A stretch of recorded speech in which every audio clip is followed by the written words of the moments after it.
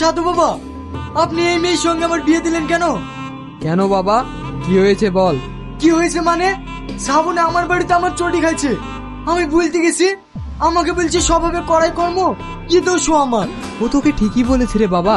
তোকে বলেছিলাম না, ভাবিয়া করিও কাজ, করিয়া ভাবিও না।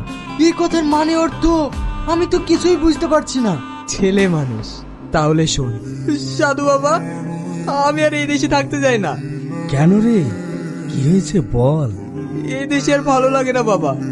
এই দেশ অসভ্যতে ভরে গেছে। আমি যেতে চাই এক সভ্য দেশে। তাই যাবি রে বাবা, আমি তোকে বর দিচ্ছি। ধর এই কুমন্ডলার জল, যেখানে ছিটিতে যা মনে করবি তাই হয়ে যাবে। আমাকে আশীর্বাদ করবেন ঋষি মশাই। যথার্থ, আমার আশীর্বাদ তোর সঙ্গেই থাকবে।